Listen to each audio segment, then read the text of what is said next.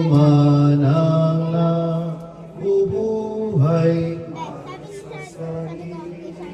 lamang, walang sino man ang namamatay para sa sarili lamang. Tayong lahat ay may pananagutan sa isa't isa. Tayong lahat ay tinipo ng Diyos na kapiling niya. Sa ngalan ng Ama at ng Anak at ng Espiritu Santo, Amen. sumainyo ang Panginoon. At sumainyo rin. Mga kapatid, halina't manawagan kay Jesucristo upang ang ating kapatid na yumaong si Angelita ay pagkalooban niya ng awa at kalinga. Panalangin natin ang kapayapaan ng kanyang kaluluwa at ipanalangin natin ang kanyang mga naulila upang patuloy silang manalig sa dakilang pag-ibig at habag ng Diyos. Upang maging marapat tayo sa banal na pagdiriwang pagsisihan natin ng mga nagawang kasalanan.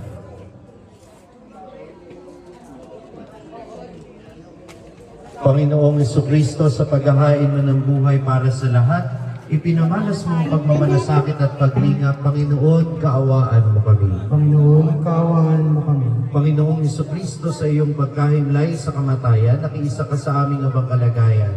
Kristo, kaawaan mo kami. Kristo, kaawaan mo kami. Panginoong Jesucristo, sa iyong muling pagkabuhay, pinatatag mo ang aming pananampalataya sa walang hanggang buhay sa kabila. Panginoon, kaawaan mo kami. Panginoon, kaawaan mo kami. Kaawaan nawa tayo ng makapangyarihan Diyos, gayon din ang ating kapatid na yumao, patawarin ang kaniyang mga kasalanan at patnubayan siya sa buhay na walang hanggan. Amen. Manalangin tayo. Ama naming makapangyarihan, sa iyong piling nabubuhay ang mga pumanaw, at lumiligayang lubos ang mga banal.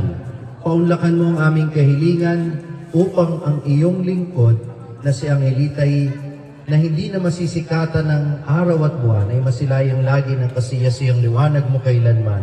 Sa pamamagitan ni Jesucristo kasama ng Espiritu Santo, magpasawalang hanggan. Amen. Maupo tayo at pakinggan ang salita ng Diyos. Ang salita ng Diyos mula sa unang sulat ni Apostol San Pablo sa mga taga-Tesalonica. Mga kapatid, hindi na kailangang isulat ko pa sa inyo kung kailan magaganap ang mga bagay na ito. Sapagkat alam na ninyong ang pagdating ng araw ng Panginoon ay tulad sa pagdating ng magnanakaw. Kapag sinasabi ng mga tao, tiwasay at panatag ang lahat, biglang darating ang kapahamakan. Hindi sila makakaiwas sapagkat ang pagdating nito ay tulad ng pagsumpong ng pagdaramdam ng babaeng mga anak. Ngunit hindi kayo nabubuhay sa kadiliman. Mga kapatid, kaya't hindi kayo mabibigla sa araw na iyon na darating na parang magnanakaw. Kayong lahat ay kabilang sa panig ng kaliwanagan. Sa panig ng araw, hindi sa panig ng kadiliman o gabi. Kaya nga kailangan tayo manatiling gising, laging handa at malinaw ang isip, di tulad ng iba. Ang salita ng Diyos. Salmong tugunan, sa dilim ng kamatayan, kapiling natin may kapal. Pastol na nagtataguyod sa akin ay kumupukpok. Ang Panginoong ating Diyos, buhay ko'y di magdaraho, ako'y di magkikahos. Sa dilim ng kamatayan, kapiling natin may kapal. Sa mainam na pastulan, ako'y pinahimlay. Ako'y kanyang inaakay sa tahimik na batisan, upang lakas ay makamtan. Sa dilim ng kamatayan, kapiling natin may kapal. Ang pangako niya ay sa akin, tapat at ibabawiin. Ako'y kanyang aakayin sa matuwid na landasin. Hahawian niya ng dilim. Sa dilim ng kamatayan, kapiling natin may kapal. Hindi ako nangangamba kapag ikaw ay kasama. Ang tungkod mo ang panangga, Panginoon ko sa tuwinang walang ikababansa. Iyon ang kamatayan. Magsitayo po ang lahat.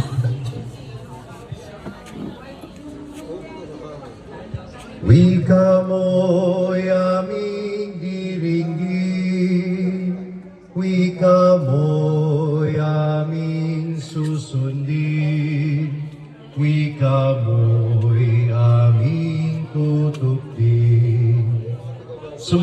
ang Panginoon. At sumainyo rin. Ang mabuting balita ng Panginoon ayon kay San Marcos. Papuri sa iyo, Panginoon. Noong panahong iyon, sinabi ni Jesus, walang nakaalam ng araw o oras ng pagsapit ng araw ng Panginoon. Kahit ang mga anghel sa langit o ang anak man, ang Ama lamang ang nakakaalam nito. Mag-ingat kayo at maging handa sapagkat hindi nyo alam kung kailan ito mangyayari. Katulad nito'y isang taong umalis upang maglakbay sa malayong lupain. Ipinababahala ang kanyang tahanan sa mga alipin na binigyan ng kanya-kanyang gawain at inutusan ng bantay pinto na maging laging handa sa kanyang pagdating. Gayon din naman, maging handa kayong lagi sapagkat hindi nyo alam kung kailan darating ang puno ng sambahayan. Maaaring sa pagdilim, sa hating gabi, sa madaling araw o kaya'y sa umaga, baka sa kanyang biglang pagdating ay maratnan kayong natutulog. Ang sinasabi ko sa inyo ay sinasabi ko sa lahat, maging handa kayo. Ang mabuting balita ng Panginoon. Pinupuhay ka namin, Panginoong Jesucristo. Magsimpo po ang lahat. Sa ngalan po ng aking mga kapamilya ay pinapaabot namin ng taus-pusong pakikiramay sa lahat po ng mga kapamilya, kaibigan at mga mahal sa buhay ng yumao nating kapatid na si Angelita. Ang pagbuburol ay isang masasabi kong kakaibang tradisyon sa ating mga Kristiyano, lalo na sa ating mga Pilipino. Kasi po, sa mga Muslim, kapag sila'y namatay ng umaga, ililibing na sila ng gabi. Kapag namatay sila ng gabi, ililibing na sila bago magpukang liwayway. Sa mga Hindu, ganun din naman. Hindi matatapos ang 24 oras, susunugin na nila yung kanilang yumao. Kasi sa isip nila, yung katawang lupa, wala na dyan yung kanilang mahal sa buhay. Yan ay bangkay na lamang. Pero hindi ba kayo nagtataka bakit tayo pinapaimbalsa mo natin, inaayusan natin ng maganda, binibilan pa natin ng mamahaling kabaong. At hindi lang yon, may ilang araw pang party, no? Na kung tawagin natin ay burol, di ba? Na pinupuntahan ng maraming tao, kahit nalulungkot ay hinahaluan natin ng kasiyahan. At ang burol, ang dibil, punong-puno ng kulay, mga bulaklak, mga kandila, mga bagay na magaganda. Bakit? Why do we gather around the body of a deceased person? Dahil tandaan natin na para sa ating mga Kristiyano, ang katawan ng tao ay hindi lang basta laman na naaagnas. Katawan ng tao ang ginamit ng Diyos para maiparamdam niya sa mundo ang kanyang pagmamahal. Sa pagkakatawang tao ni Jesus, ang ating katawang lupa ay naging banal sapagkat ito ay nagiging daluyan ng pag-ibig at biyaya ng Diyos. It is through our bodies that we can share the love and blessings of God that we receive. Kaya yung katawan ng tao, hindi ito basta naaagnas na lamang ng walang kabuluhan. Kaya sa oras ng pagpanaw ng isang Kristiyano, inaalala natin na itong katawang lupang ito'y binuhusan ng tubig ng binyag at nilinis ng Diyos mula sa mga kasalanan. Ang katawang lupang ito na ginamit ni Angelita sa paglilingkod sa kanyang pamilya, sa kanyang mga nakatrabaho, sa kanyang mga kaibigan, sa kanyang mga mahal sa buhay, sa lahat ng nakaranas ng kanyang pagmamalasakit at pagmamahal, ang katawang lupang ito'y hindi lang basta bangkay, kundi naging tulay ng pag-ibig at biyaya ng Diyos. Kaya natin inaayusan ng maganda, kaya natin inaalayan ng bulaklak, kaya tayo may kandila, kaya tayo nagtitipon sa paligid ng katawang lupang ito. Dahil ang katawang lupang ito ay hindi lang basta bangkay, kundi ikinararangal ng Panginoon. Kaya't binibigyan din natin ng parangal bilang pasasalamat sa kanyang kabutihan at bilang pagtanaw din ng utang na loob natin sa Diyos at pagpapahalaga natin sa katawang lupa na ipinagkaloob sa Kanya. Nakatutuwa din kapag tinitingnan natin yung yumao, nilalagay natin sa magandang kahon. Ano ba ang mga bagay na inilalagay natin sa magandang kahon? Hindi ba regalo? Kaya ito'y paalala din sa ating lahat na si Angelita ay naging regalo sa mundong ito. Naging regalo siya sa buhay ng bawat isang naririto sa mga nakaranas ng kanyang pagmamahal. Kaya naman, sana maalala natin na ang ating katawang lupa ay ibinigay sa atin ng Diyos hindi lang para magpakasaya tayo at hindi lang para maramdaman nito ang lahat ng kaginhawaan at sarap ng buhay sa mundo. Hindi. Our bodies were given to us for us to glorify God through this body and for us to serve our neighbors through this body. Kaya pahalagahan natin ang ating katawan, huwag nating pababayaan at higit sa lahat, palagi nating gagamitin sa kabutihan.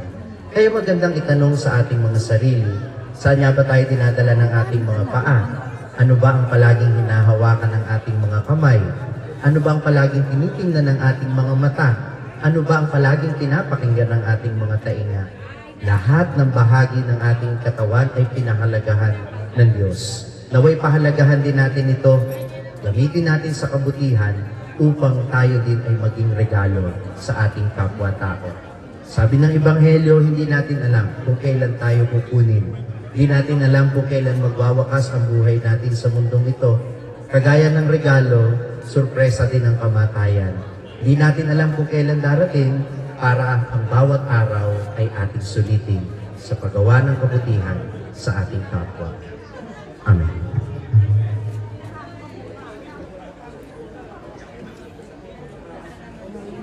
Magsitayo ang lahat. Manalangin tayo mga kapatid sa Amang nasa langit, nang tayo at ang ating kapatid na yumaoy makapisan sa buhay na walang hanggan. Ating isamo, pagkalooban mo kami ng bagong buhay kay Kristo. Pagkalooban mo kami ng bagong buhay kay Kristo. Ama naming makapangyarihan, ginising ng iyong anak ang kaibigan niyang si Lazaro sa pagkaidlip sa kamatayan. Ibangon mo si Angelita sa muling pagkabuhay. Kami dumadalangin, oban mo kami ng bagong buhay kay Kristo. Ama naming maawain, karamay ng mga namimighati, ang aming Panginoong Kristo, ipadama mo ang iyong pagdamay sa mga nagdadalamhating minamahal sa buhay ni Angelita. Kami dumadalangin, kung kami ng bagong buhay kay Kristo. Ama naming tagapagligtas, sinagip mo kami para sa buhay na walang hanggan. Alalayan mo ang nawawala ng pag-asa upang sila'y makasampalataya sa muling pagkabuhay ng iyong anak. Kami dumadalangin. Pagkalooban mo kami ng bagong buhay kay Kristo. Ama naming mapagkalinga, ipinagkakalooban ni Jesucristo ng liwanag ang bulag na humiling ng kanyang tanglaw. Huwag mong pabayaan na ang hihimlay, lalo na ng aming kapatid na si Angelita, ay manatili sa dilim ng kamatayan. Kami dumadalangin. Uban kami ng bagong buhay kay Kristo.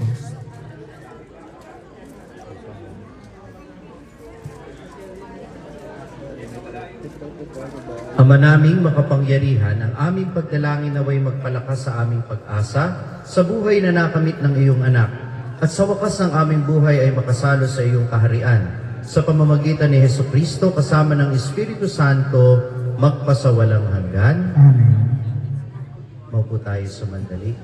Kunin na gabi ang alay-lay ko, mga biyayang nagmula sa pagpapala mo. Tanda ng bawat puso, pagkat inibig mo, ngayon'y nananalig, nagmamahal sa'yo. Manalangin kayo mga kapatid upang itong ating paghahain ay kalugdan ng Diyos sa mga makapangyarihan.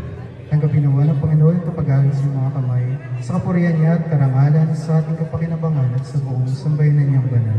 Ama naming lumikha, ipinagkaloob ng iyong anak sa amin ng sarili niya bilang pagkaing nagbibigay buhay at inihandog niya ang dugo niyang dumanak bilang inuming nagdudulot ng kagalingan. Hawaan mo si Angelita upang ang inihahain namin sa ngalan mo'y maging sanhi ng kanyang katubusan. Sa pamamagitan ni Jesucristo, kasama ng Espiritu Santo magpasawalang hanggan. Amen. Sumainyo ang Panginoon. At sumainyo, Itaas sa Diyos ang inyong puso at diwa. itinaas na namin sa Panginoon. Pasalamatan natin ang Panginoong ating Diyos. Marapat na siya'y pasalamat. Manaming makapangyarihan, tunay ngang marapat na ikaw ay aming pasalamatan sa pamamagitan ni Jesucristo na aming Panginoon. Ipinasya niyang kusang mamatay upang sa sandali ng aming pagpanaw, sino man sa amin ay huwag mawalay sa kanyang sa iyong pagkupkop at pagmamahal. Kaya kaisa ng mga anghel na nagsisiawit ng papuri sa iyo, nang walang humpay sa kalangitan, kami nagbubunyi sa iyong kadakilaan. Santo, Santo, Santo, Panginoong Diyos ng mga hukbo. Napupuno ang langit at lupa ng Ang kadakilaan mo, o sana sa kaitaasan. Pinagpala na paririto sa ngalan ng Panginoon, o sana sa kaitaasan. Ama naming banal, ikaw ang bukal ng tanang kabanalan. Kaya't sa pamamagitan ng iyong Espiritu, gawin mong banal ang mga kaloob na ito, upang para sa amin ay maging katawan at dugo ng aming Panginoong Hesukristo. Bago niya pinagtiis ang kusang loob na maging handog, hinawakan niya ang tinapay, pinasalamatan kanya. Pinaghati-hati niya yon, niabot sa kaniyang mga alagad at sinabi, tanggapin ninyo lahat ito at kanin, ito ang aking katawan na ihahandog para sa inyo.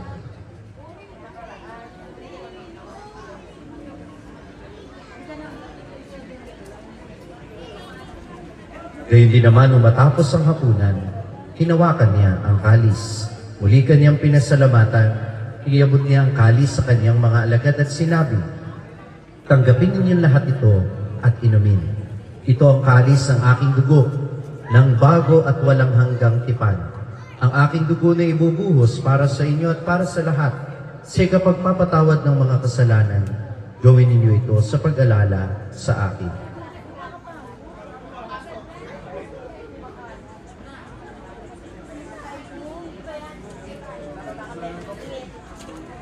Ipagbunyi natin ang misteryo ng pananampalataya. Si Kristo ay namatay, si Kristo ay nabuhay, si Kristo ay babalik sa wakas ng Panginoon. Ama, ginagawa namin ngayon ang pag-alala sa pagkamatay at muling pagkabuhay ng iyong anak.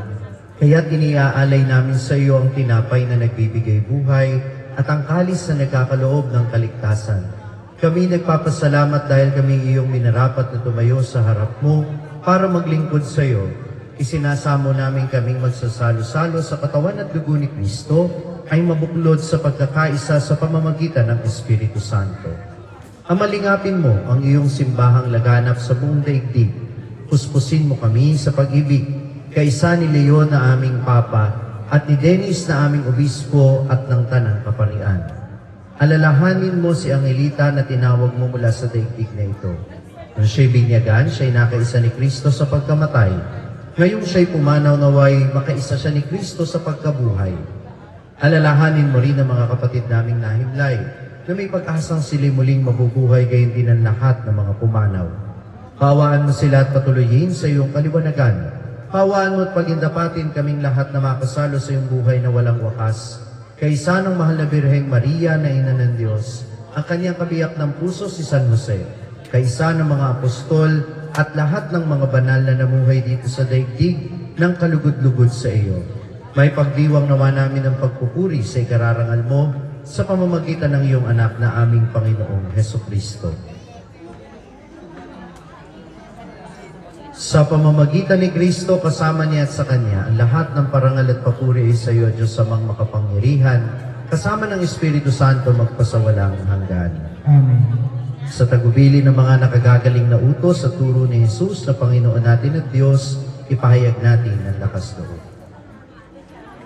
Ama naming sumasalangit ka, sambahin ang ngalan mo. Mapasa amin ang kaharian mo, sundin ang loob mo.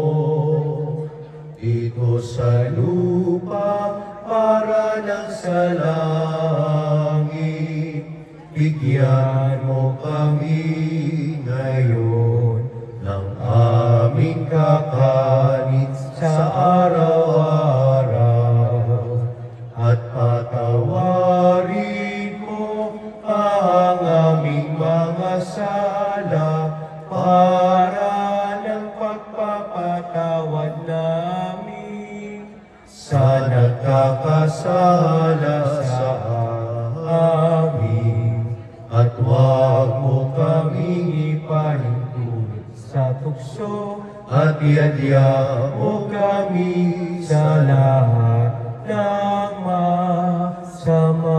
Hinihiling namin kami iadya sa lahat ng masama, pagkalooban ng kapayapaan, araw-araw iligtas sa kasalanan at ilayo sa lahat ng kapahamakan.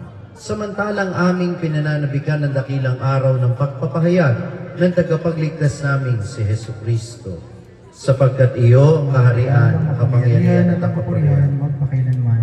Amen. Amen. Panginoong Jesucristo, sinabi mo sa iyong mga apostol, kapayapaan ang iniiwan ko sa inyo, ang aking kapayapaan ang binibigay ko sa inyo. Tungayan mo ang aming pananampalataya at wag ang aming mga pagkakasala. Pagkalooban mo kami ng kapayapaan at pagkakaisa ayon sa iyong kalooban, sama ng Espiritu Santo magpasawalang hanggan. Ang kapayapaan ng Panginoon ay lagi nawang sumainyo, magbigayan kayo ng kapayapaan sa isa't isa.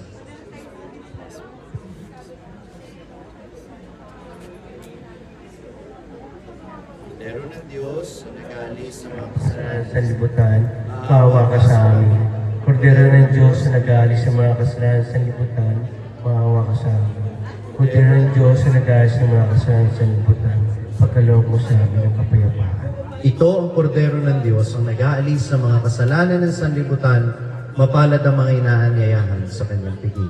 Panginoon, di ako karapat dapat tumutulong sa iyo. Ngunit sa isang salita mo lamang ay gagaling na ako.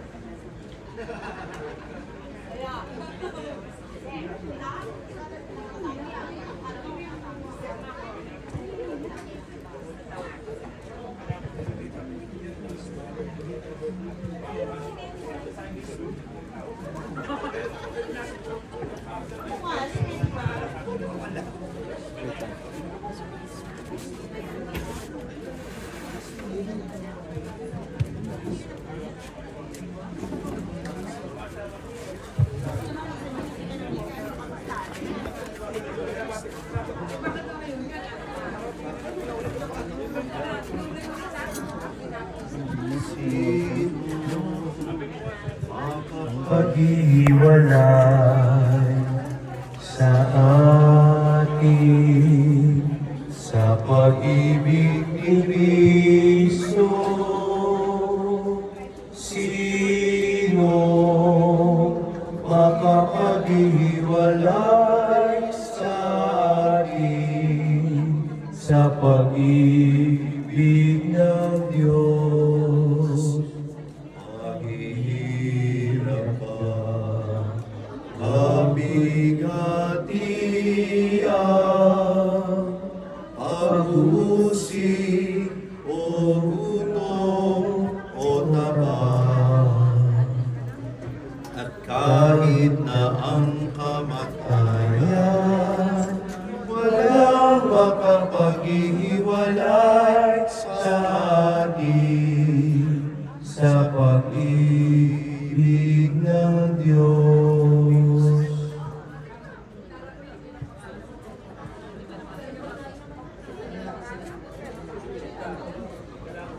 Manalangin tayo. Ama naming mapagmahal, pagkatanggap ng katawan at dugo ng anak mong banal, kami dumadalangin lipos ng kataimtiman upang ang mga minarapat mong makasalo sa banal na pakikinabang ay dulutan mo ng pagdamay sa matinding kapighatian.